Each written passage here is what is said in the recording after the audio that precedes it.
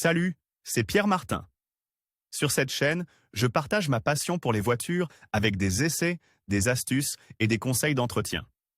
Revenons donc au sujet de la vidéo.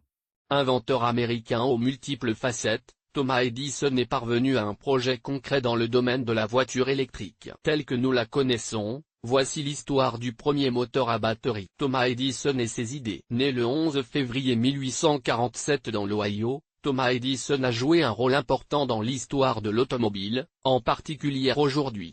À l'heure où les voitures électriques prennent toute leur importance. Comme de nombreux inventeurs de son époque, tout pionnier de la science, Edison a inventé de nombreuses choses, dont ce que l'on peut considérer comme la première voiture électrique. En fait, s'il est vrai que les études sont aujourd'hui basées sur des notions d'ingénierie de haut niveau, son idée acquiert une signification qui va au-delà de l'utilité fonctionnelle de l'invention elle-même. Comment cela a-t-il commencé? Thomas Edison et Bob Burrell ont inventé ce que l'on peut considérer comme la première voiture électrique en 1912, en partant probablement de l'idée à la base des ampoules électriques, c'est-à-dire des batteries. Edison et les voitures électriques. Comme nous venons de le voir, les nombreux brevets du génie américain comprennent non seulement l'ampoule électrique, mais aussi le prototype d'un véhicule électrique. Il a été oublié dans un garage londonien pendant près de 100 ans, avant d'être récemment restauré et remis en service. Ce véhicule unique, créé par Edison avec un moteur de 30 watts,